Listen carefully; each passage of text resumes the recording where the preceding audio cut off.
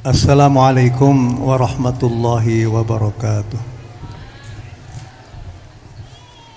Innal hamdalillah nahmaduhu wa nasta'inuhu wa nastaghfiruh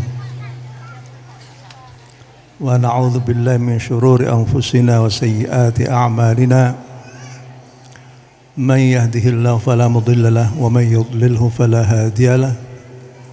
وأشهد أن لا إله إلا الله وحده لا شريك له وأشهد أن محمدا عبده ورسوله.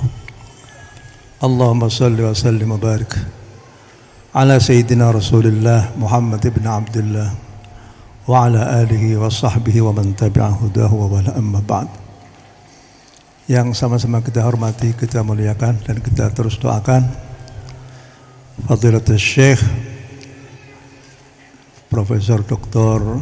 Kiai Haji Dahlawi Zarkashi beserta ibunya dan keluarga besarnya, segenap pimpinan CKH baik pada tingkat pusat maupun pada tingkat wilayah, pada tingkat sekretariat sini, komisariat, segenap alim ulama, segenap pimpinan Yayasan Al-Hamidiyah serta pimpinan Sekolah Tinggi Al-Hamidiyah, segenap wali calon wisudawan dan wisudawati, hadirin sekalian yang saya hormati, saya muliakan. Saya berdiri sini dan mengikuti wisuda yang ke-15 Al-Hamidiyah ini, Sekolah Tinggi Al-Hamidiyah ini, walaupun di satu daerah yang mungkin agak terpencil ya, tapi saya serasa berada di Jakarta di sini. Luar biasa cara menyelenggarakan wisuda seperti ini. Begitu juga pada waktu saya mulai dari selesai Suramadu, akhir Suramadu, saya masuki perkampungan-perkampungan di sini. Jalanan di sini, istilah orang Jawa itu, Cirebon itu berenjal-berenjol. Berenjal-berenjol begini lah. Walaupun jalannya berenjal-berenjol, tapi Alhamdulillah insya Allah tetap unggul. Ini berkah daripada pengayoman dari Fadilatul Syekh Dahlawi Zarkashi. Tadi saya ngobrol-ngobrol sebentar dengan Pak Kiai Dahlawi Zarkashi. Ada satu kalimat yang saya terngiang-ngiang, bahwa kami ini mendirikan berbagai macam pendidikan di sini, mulai dari tingkat bawah sampai tingkat perguruan tinggi, karena saya inginkan agar supaya anak didik kami ini otaknya bisa otak New York, tapi hatinya masih tetap hati Mekah katanya tuh. Hatinya masih tetap Al-Quran, Al-Karim. Ini luar biasa ini, ya.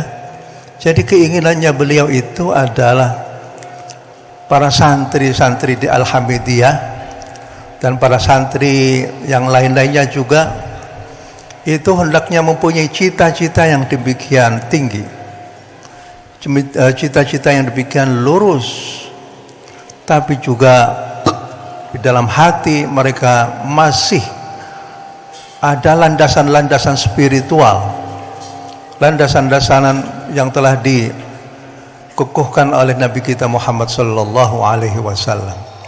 Dan tidak boleh orang sehebat apapun akhirnya meninggalkan landasan-landasan yang demikian mulia ini.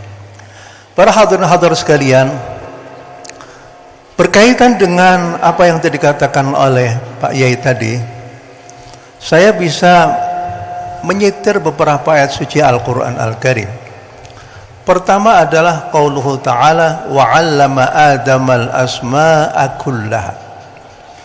Allah mengajarkan kepada Nabi Adam itu nama-nama benda secara keseluruhan. Coba, Allah itu adalah muallim al-awwal li Adam lil insaniyah, li Adam wa lil insaniyah. Allah memberikan bekal, yaitu at-tazwid al-ilmi, memberikan bekal yaitu berupa ilmu pengetahuan. Dan ilmu pengetahuan ini bukan saja ilmu pengetahuan keagamaan, tapi menyeluruh. Bahkan di dalam tafsir Al-Jalalain itu menyebutkan tentang berbagai macam benda-benda yang ada di sekeliling manusia, termasuk benda untuk makanan, benda untuk minuman, dan lain sebagainya.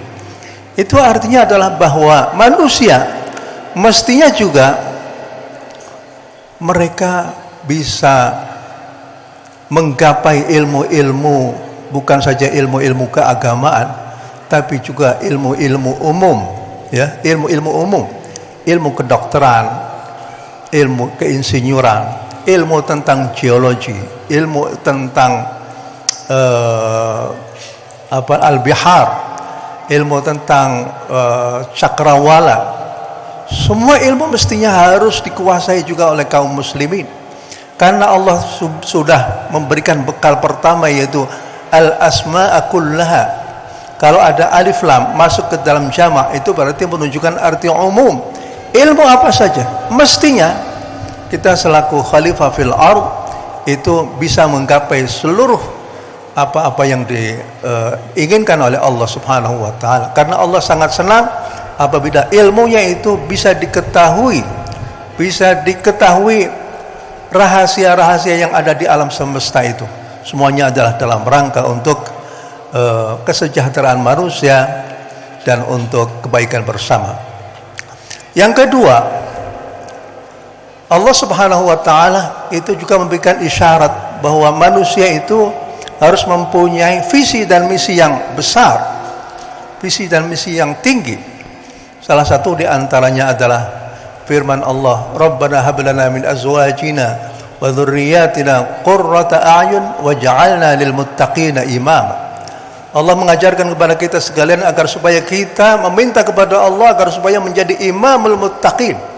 Luar biasa. Menjadi muttaqinya saja susah, apalagi menjadi imamul muttaqin.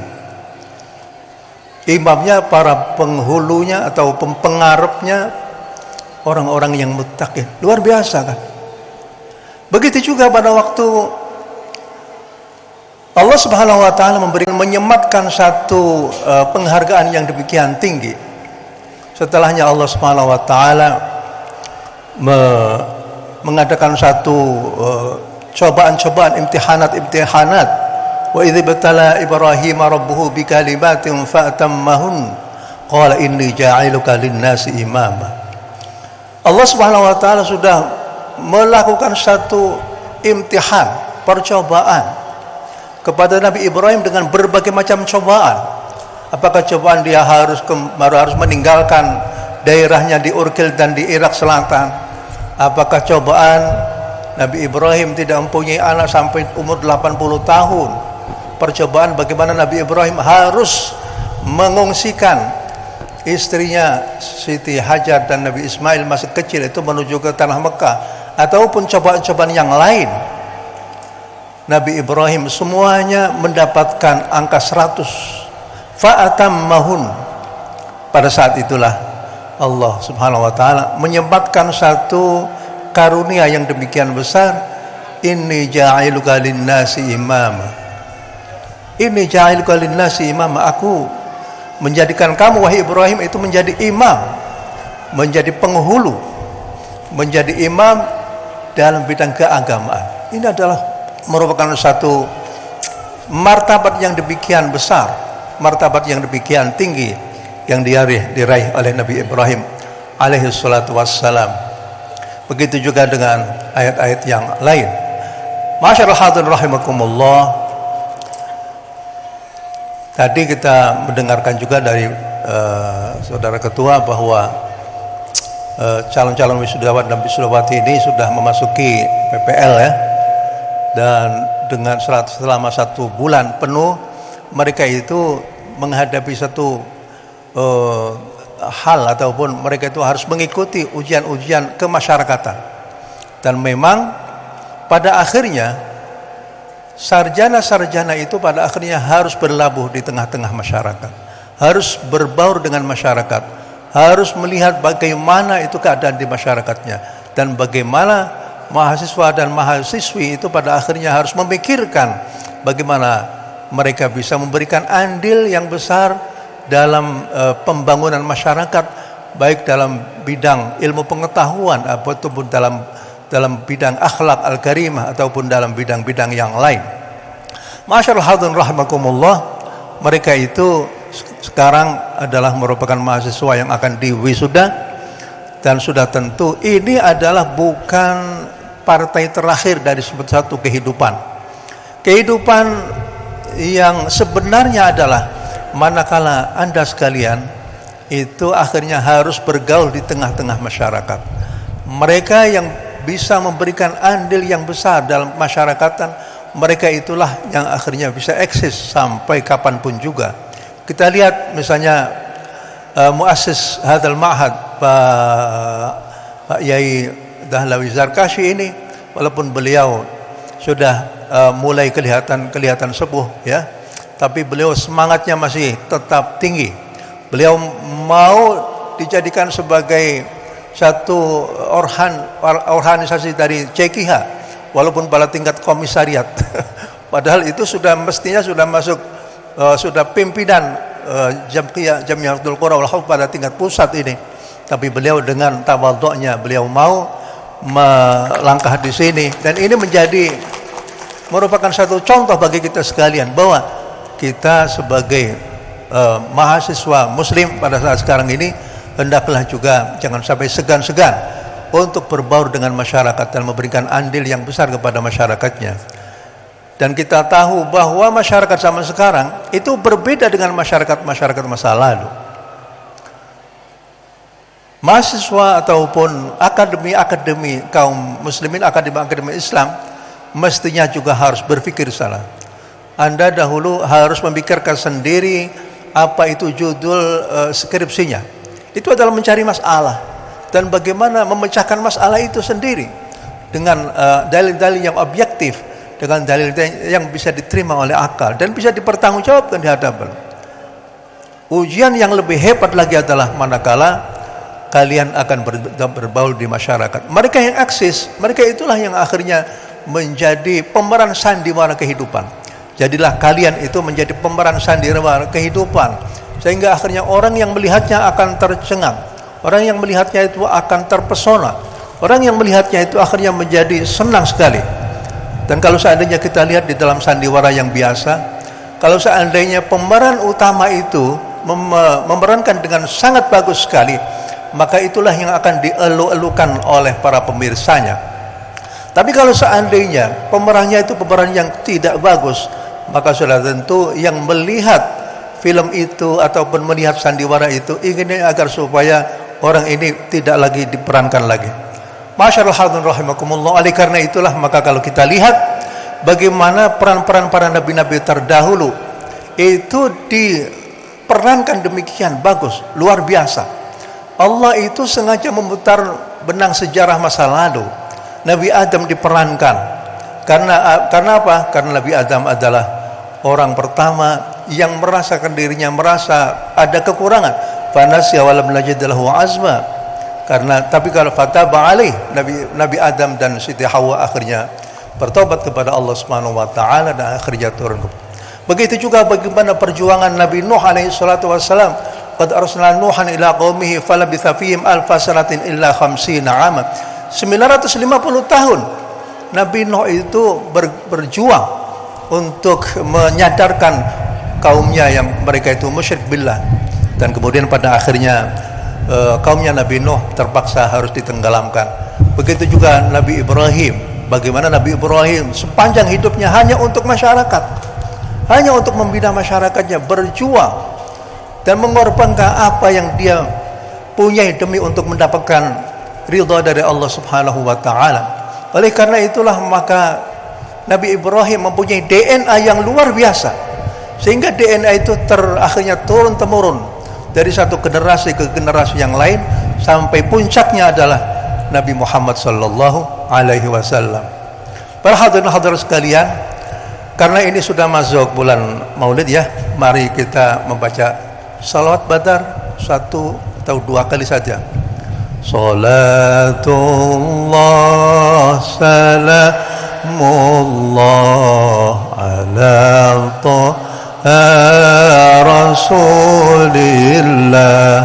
Salatullah salamullah ala yasin habibillah. Tawassalna bismillah wa bil hadi rasulillah wa kulli mujahidin lillah bi alil badri ya Allah. Salatu salamullah ala Rasulillah.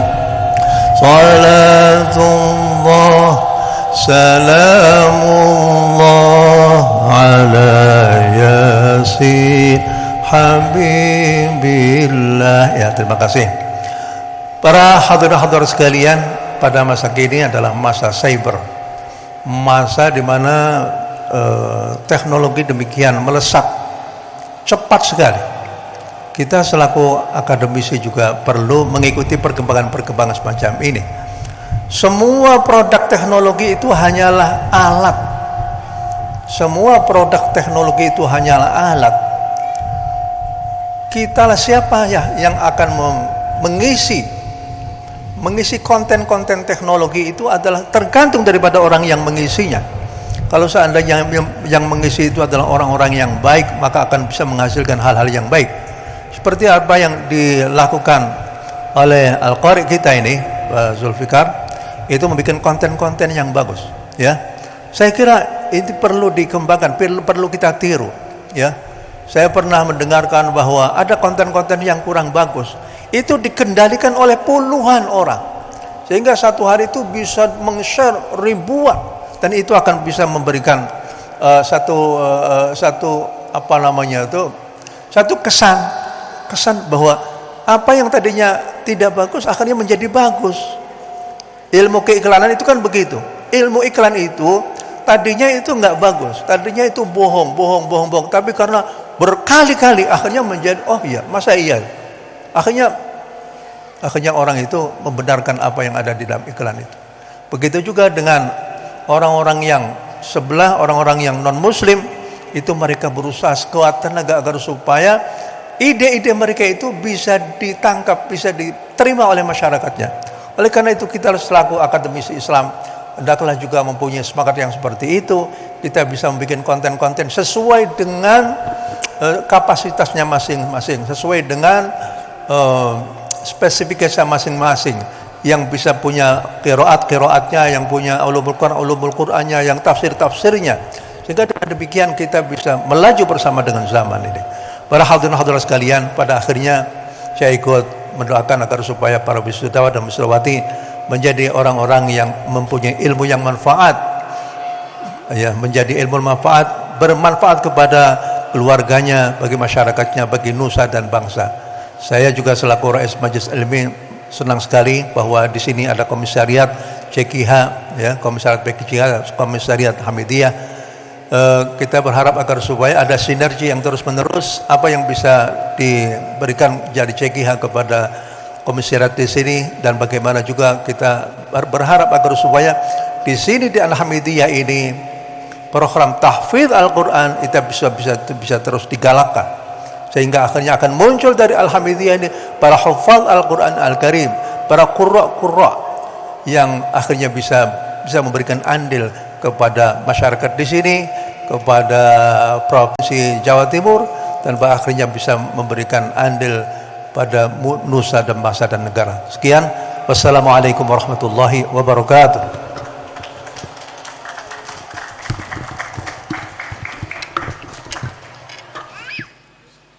Nyun sewu yai, dilanjutkan dengan pemberian cenderamata kepada Yang Mulia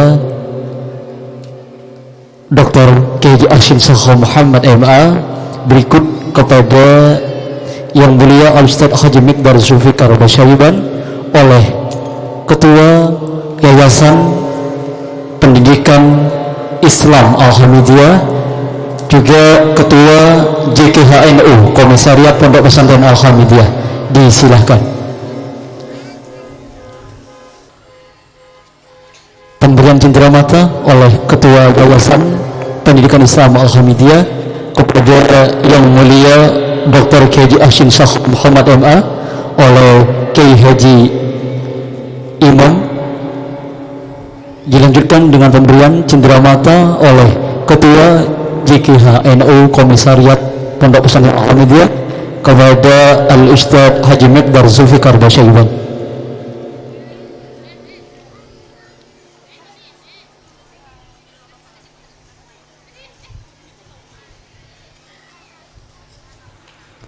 Selanjutnya foto bersama.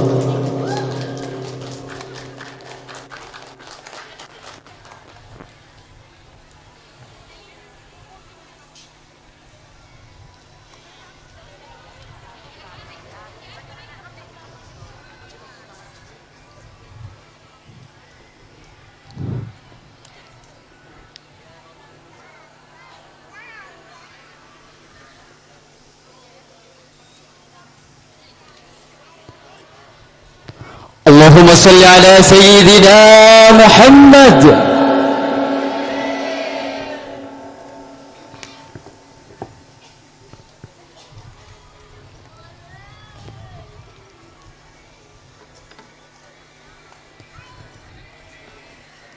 Terima kasih kami haturkan.